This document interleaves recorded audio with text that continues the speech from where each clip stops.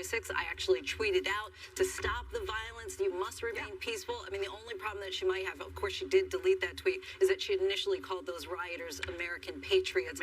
But I do have to say, as an individual, I think I would have a hard time turning on my father. I think that she might be able to kind of split the baby a bit and say, look, go kind of the way of Mark Meadows and say, as a former senior advisor to my dad, there are certain things I can't answer, but I can get on the record to tell you what I was trying to do. That would be the smart thing to do, but I think any good prosecutor, and we know we have Amy Klobuchar, we have a lot of people that are going to help. I think this committee, they are going to ask her questions outside of the scope of the insurrection, because I think it's material. This is a House committee.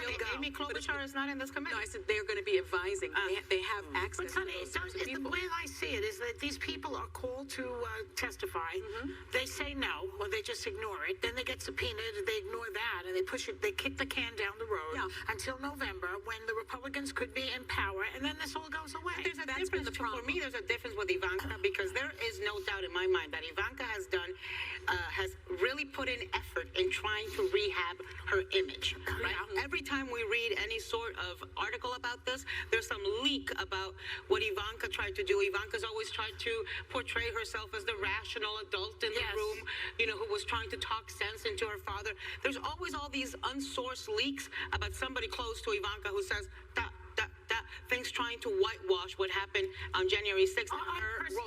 If she wants to rehab, her best bet is to try to go in and say it herself. But I don't believe she will. I mean, she's like any other daughter of a mob family. She's like Victoria Gotti. She don't talk against your father. You take the vow of omerta and you keep your bazoo shut when you're in a mob family. Too much self-interest. There's too much at stake for her. There's too much at stake for Jared. There's too much at stake for their children. Who also didn't turn his father in or go against his mom. And remember when Abby Huntsman, our former co-host, interviewed Ivanka, she lied to Abby. She said, no, we got no special treatment getting our security clearance. That is not true. Jared definitely got special treatment to get his security clearance because he didn't qualify for security clearance. So I would say not only, you know, I don't think she's going to testify because she needs to protect herself, but if she testifies, she is not above lying to the committee. And so all that money that she made that you mentioned, that's just going to be okay with everybody? It shouldn't be, and I think it goes to whether or not her cooperation is you know, whether or not it has something to do with her. But as Sunny referenced, there's an entirely different investigation, right? Involving fraud, involving funds, involving lying to the IRS and the assets. Well, that's Letitia. Because the January 6th committee is not looking into, let me tell you, violations of the emoluments clause.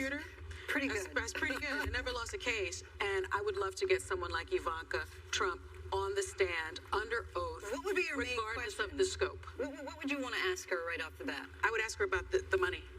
I would ask her about her self-dealing. I would ask her about her interests, and that has something to do with why she would advise her father. Correct? Right? I mean, I think it's material. You would. But not for the January 6th committee. Sure. Sonny, the January 6th committee is formed under regulations of the House of Representatives with a very narrow scope of looking into the events. Her self-interest has nothing to do with the insurrection. I think what they want to know is advice that she gave to her father. The advice she gave to her father, and what was your father doing, and what were you doing? Her bias is different. Her self-interest has something to do with how she would advise him. To me, she comes out like the good girl. She's like, Daddy, please stop this. She tries to come out as that. But that's how it looks so far. So when they get so far to the public, to the left, let's say. Which is why I don't think but she knows more. And why was she at the Capitol that day also? Was she rooting for those insurrectionists? And she claimed that she didn't speak. She claimed that she didn't speak at the rally. Well, she was speaking to her father. Okay, what were they discussing? Okay, I have a legal note. Of course, there's a legal note. A spokesperson for Ivanka Trump did not directly address whether she would voluntarily comply with the committee's requests, but that the committee already knows Ivanka did not speak at the January 6th rally, and that she publicly stated, quote, any security breach or disrespect to our law enforcement is unacceptable. The violence must stop immediately. Okay, I love your dramatic reading of that legal note. Sincere. Thank you. Yeah, well, she couldn't lasso Daddy Dearest. That's for sure. We'll be right back.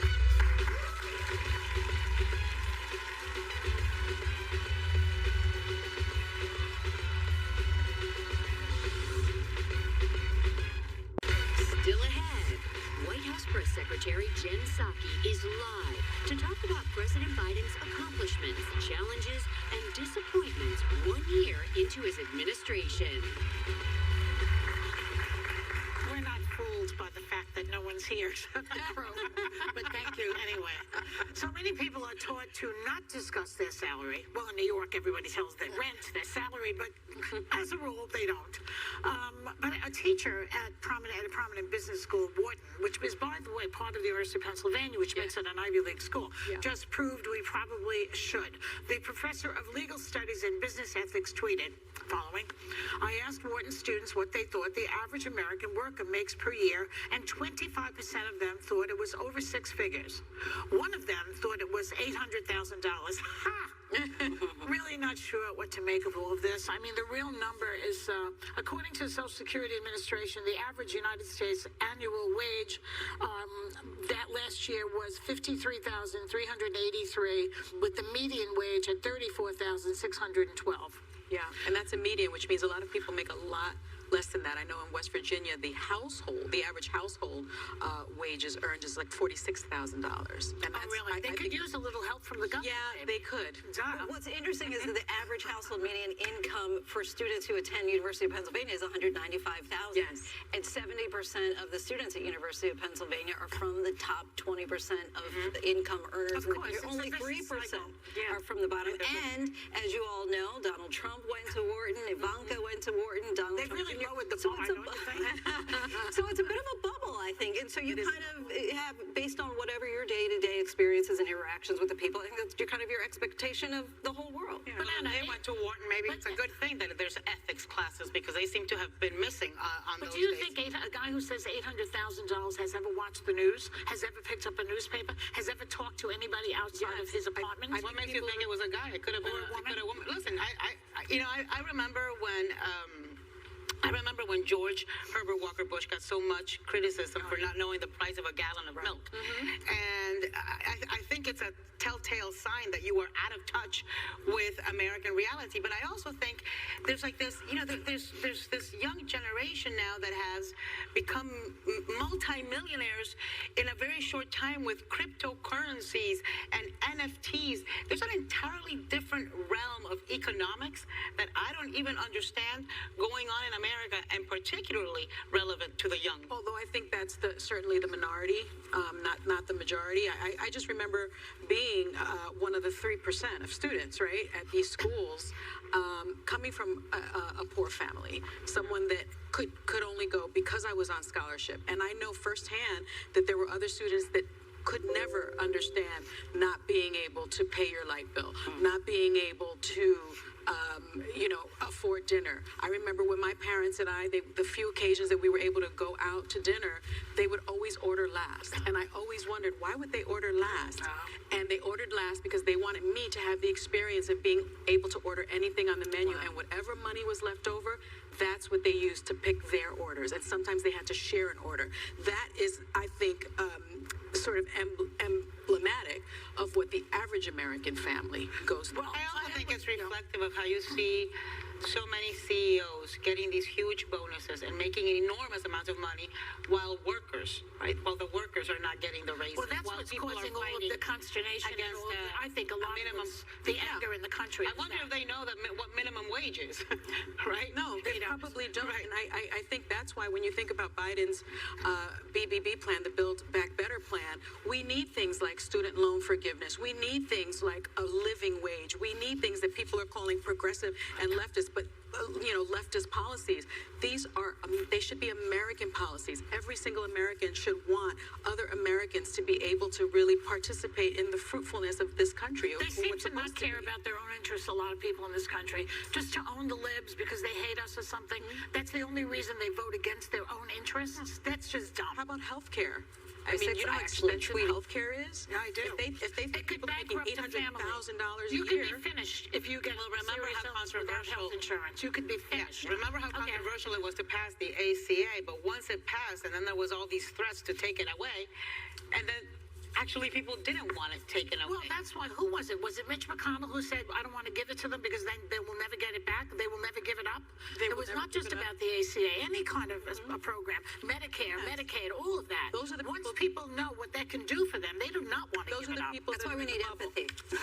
A little bit of empathy. Okay, we were very sad. There's a couple of deaths today. I mean, I have to remark on because we were very sad to hear that the singer and actor Meatloaf died at the age of 74. Yeah. I've met him a couple of times and I interviewed him and I said to him, what shall I call you? He said, call me Meat. And he was an incredible star. I love his guys. music. That music is so great. Paradise by the Dashboard Light. Yeah. I'll do anything for love. Anything for love. I would do that. Right. And I'm praying for the end of time. Remember that? And right before the show, we also found out that the very, very funny stand-up comic and Emmy Award-winning actor Louis Anderson passed away too. Yeah. It's a sad. Told you, a lot of people. 2022 I feel like has been comics tough. are dropping like flies. I was Betty saying- White, Bob Saget, Louis Anderson now. I know my friend Kevin Meaney at a very young age died, but there was a time when comedians lasted till over 100. George Burns, Henny Youngman, those guys. I don't know what's going on right now. We'll be right back.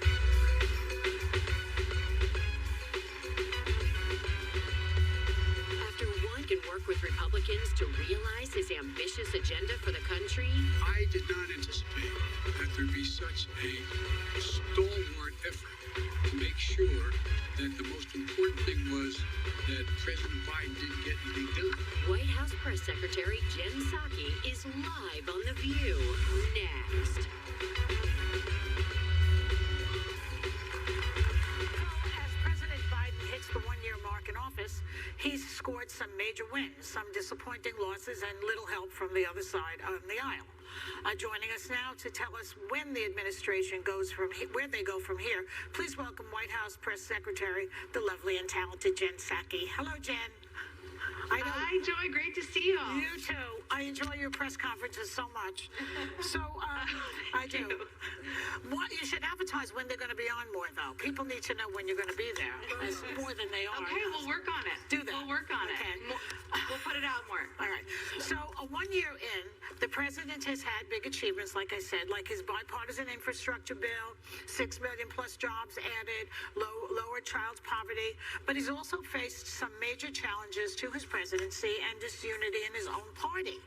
So, what is the biggest lesson he has learned so far? And, what is he going to do going forward?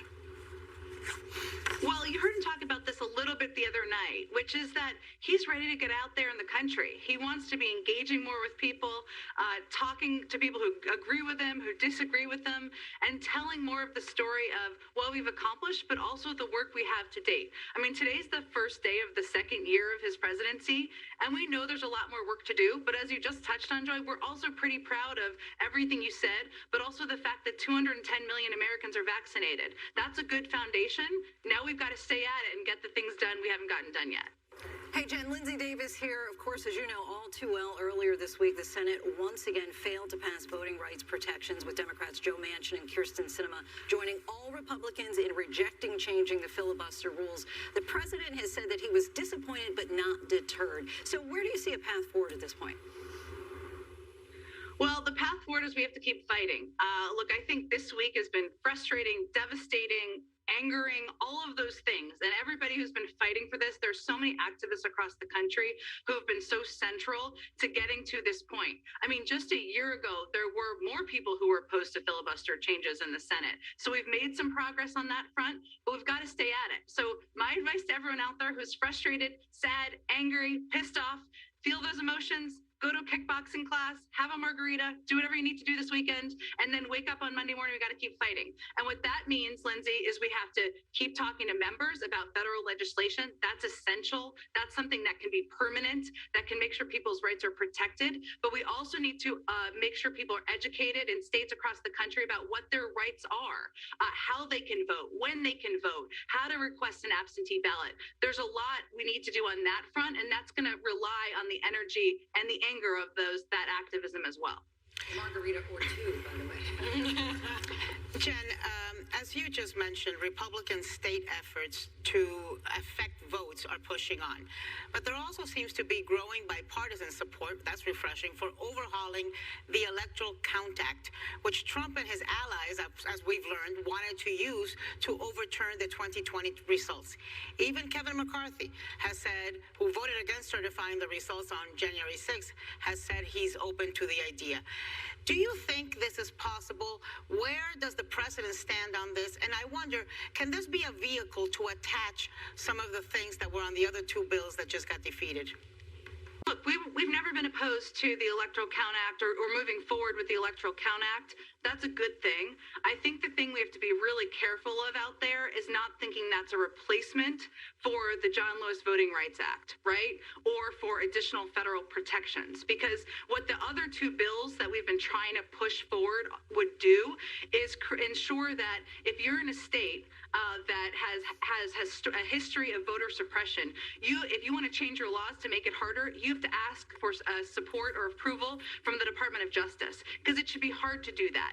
It also would put in place an expansion of Election Day as a holiday, make sure that there's more access to absentee ballot voting, to places you can drop off your ballot.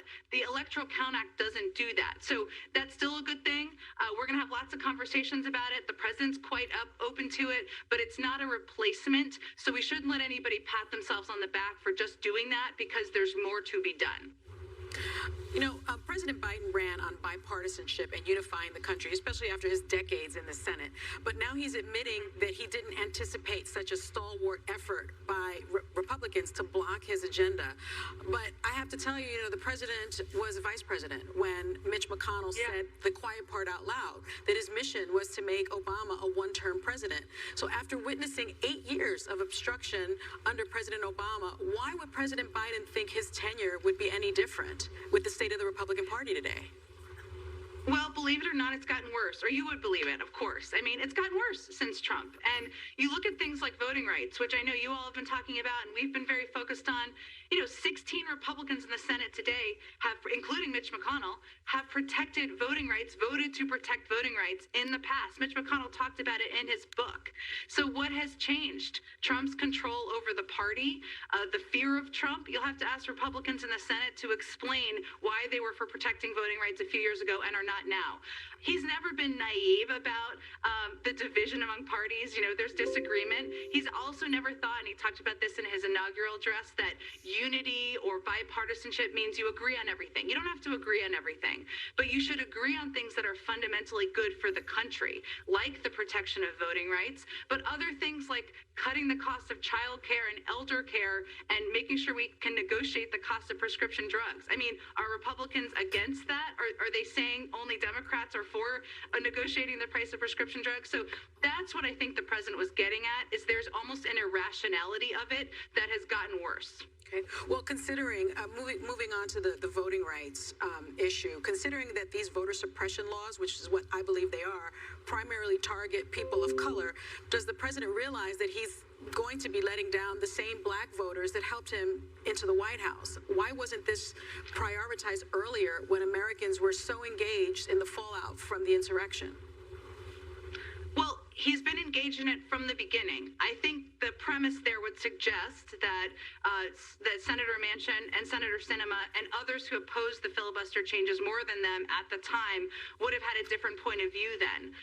We don't think that's true, but this is very frustrating. It's infuriating that some people in the Senate, including the entire Republican caucus, won't support people's fundamental rights. It's also frustrating that when you talk about voter protections, which is something that everybody should have the right to, that some people are putting process ahead of that fundamental protection. So we can't give up. We've got to keep at it, including in changing the rules to make sure that there's a path forward to move voting rights legislation forward on a federal level. So President Biden says he wants to break up his Build Back Better legislation into chunks to try to get it passed. But Senator Manchin is saying we need to start from scratch. Oh, my God. So what is salvageable? What stays in? What comes out? And how do we know Manchin will even keep his word? I need a cup of coffee, Joy. I don't know. Look, I think that there's a lot of conversations happening with members, but the good news is here, even with Senator Manchin and others, there's agreement on some basic things. Not basic, they're hugely important. That lowering the cost of childcare, universal pre-K, Right. doing something to address something big to address the climate crisis, negotiating prescription drugs. So those are some fundamental things that there's agreement we need to do in this bill across the Democratic caucus. That's good news. Now, what ends up? We want a very big chunk. So when the president says chunk, he means like a mountain-sized chunk. Everything we can possibly get in this bill to be in the bill. And right now, we're dealing with some realities here, which is that we only have 50 votes in the Senate. Every single one of them has to support it to move this forward. And we can only do it through the reconciliation process because otherwise we need 60 votes, hence, our challenges on some other issues. So we just have to figure out what these 50 senators can support. But there's agreement on those fundamental values. That's the good news. Now it's just, what does it look like to move it forward? Right. We appreciate that you're working so hard at it. I really do appreciate that. And we're going to have more with White House Press Secretary Jen Psaki when we come back.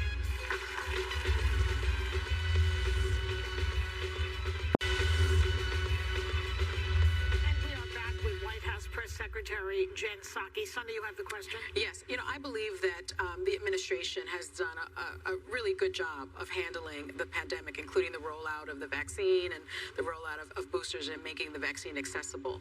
The administration is now sending out hundreds of millions of free COVID tests and masks to Americans. I've signed up for the COVID test, as has Anna, I believe, and probably all of us.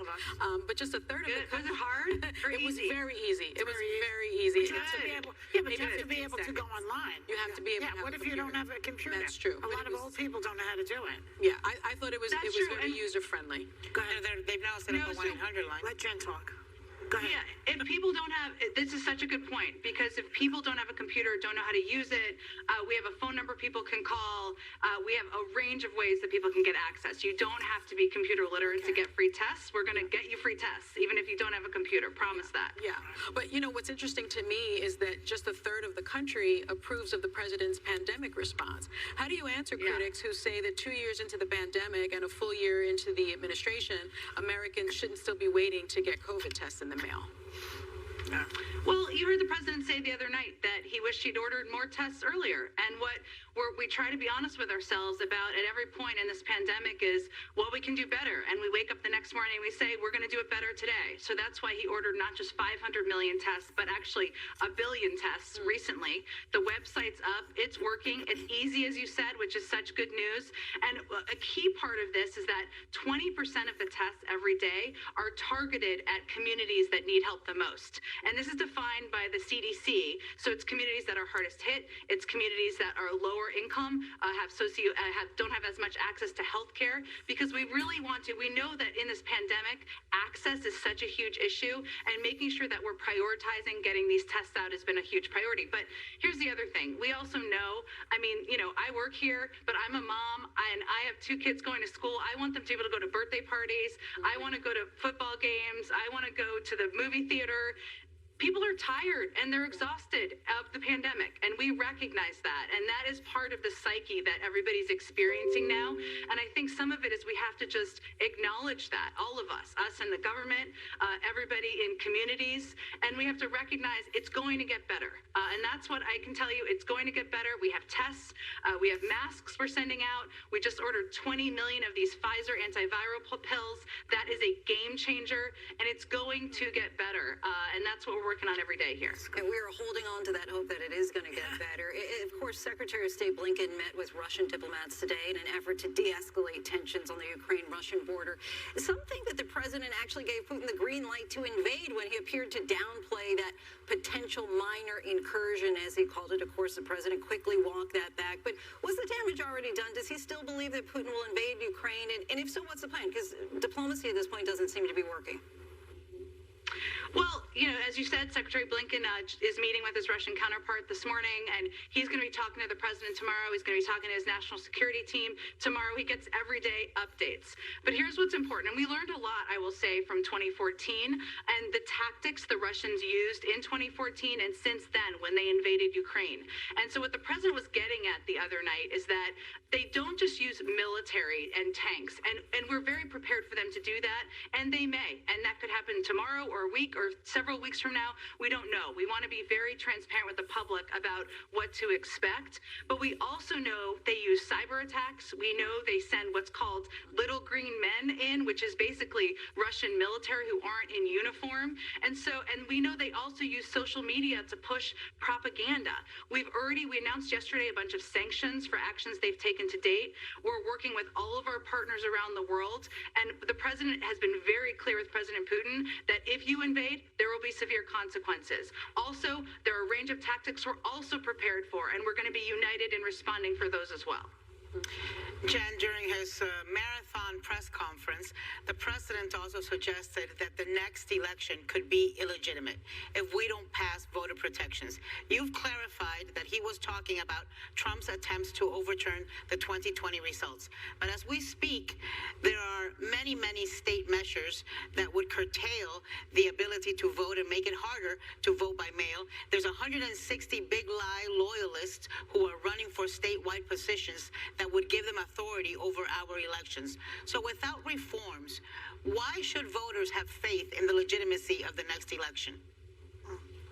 Well, voters should be eyes wide open and clear-eyed, and this is what the president was getting at the other night, that people are trying to make it harder for them to vote. Now, there's all the things you said, all the nefarious things you said, but also there are things like, if you're a mom and you have 3 kids and you're trying to vote and participate in the election, why not have more places where you can drop off your ballot? Why not have more days where you can go exercise your right to vote? There are things like that a lot of states are making it more difficult. So what the president was trying to convey is we need to be clear-eyed, open-eyed, educated about what our rights are. We have doubled, the Department of Justice has doubled our funding and support for voter protections across the country. The Democratic National Committee will be doing a lot of work out there. But he wasn't trying to predict that the elections will be illegitimate. But he was trying to make clear to people that 2020 and what former President Trump tried to do after that election is not 60 years ago. That was less than 2 years ago. And we need to keep talking about it and make sure people understand what is going to be attempted out there in communities. Jen, before I get rid of you, which I'm enjoying you so much today, I really am. I'm enjoying you too. Thank you. Thanks for having me. But a little bird told me that you said you might be resigning the job this year. Say it isn't so. Is it true? I don't know when I'm leaving. This is an honor and a privilege, and I love working for President Biden every single day. I love spending time with him, hearing what's on his mind. Actually, going on the road with him is really the best thing possible. I wish everybody could have that experience because he gets so much joy out of it. No one likes a rope line more than President Biden. I don't know, but here's the other thing. I have 2 little kids. They're 3 and 6. So a lot of my time, I spend a lot of time here. It's a joy, but I'm also potty training my 3-year-old. My 6-year-old is in kindergarten, and I don't want to miss things in their life either. I also think that this is a job where will be a time for a new face at a certain point in time, and I don't know when that is going to be, but Jen, it's a pleasure every day. Jen, we like the experience of having Joe Biden here in person too. So tell the president we're really looking forward to having him at the studio whenever the COVID allows it. He's going to want to come tomorrow. I don't know, whenever you're ready. Anyway, I hope you keep the job. Anyway, thanks to White House press secretary too. So tell the president we're really looking forward to having him at the studio whenever the COVID allows it. He's going to want to come tomorrow. I don't know, whenever you're ready. Anyway, I hope you keep the job. Anyway, thanks to White House press secretary Jen Psaki. We'll be right back. Thanks, Jen.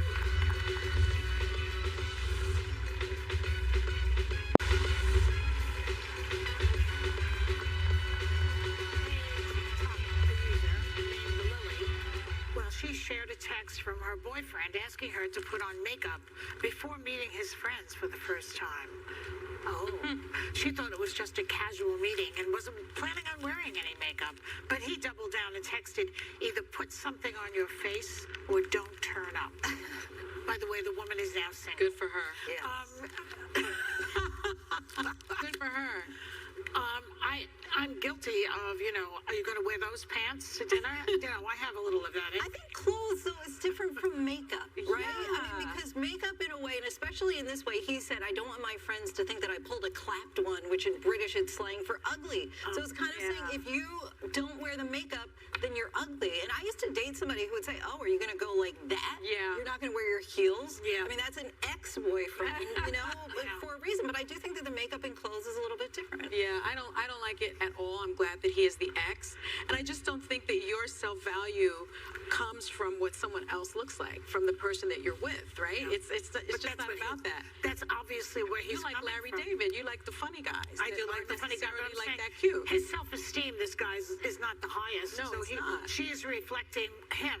I think they made it sound a little bit more harsh than it actually was, because when I read the actual exchange and he said, do you mind putting on some makeup? I think that's a legitimate question. and But I he said think either to put say. it on your face or don't turn up. Yeah. Do you mind popping a little bit on as you are meeting my mates and stuff for the first time? Maybe there was an LOL at the end. Listen, all I do what Joy says, sometimes I say to Al, my parents are coming, you need to shave. My father now, my dad is coming, you need to shave. Or sometimes when we're going out here in New York, like in Miami, we like to dress in colors. And here in New York, you all are in mourning the entire year.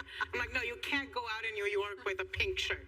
You've got to be head to toe in black. And you'll look ridiculous to my friends. I mean, I would say that. Yeah. You guys should see me on some date nights. I don't do hair. I don't do makeup because, for work, I do it all the time. And so it's too much, you know? And sometimes I look at myself in the mirror after, a little embarrassed. But that's what but it's you and your husband, run all over the country in these races and...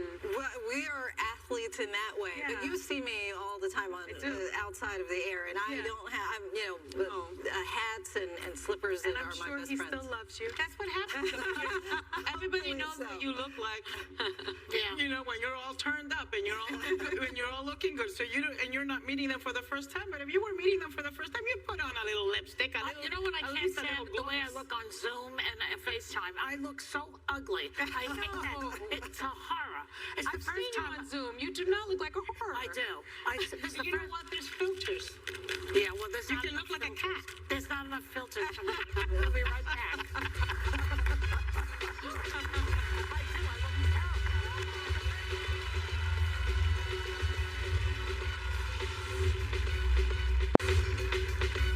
Okay, I have 20 seconds to say thank you to Lindsay Davis, the guest hosting today. Thank you, Lindsay. for having me.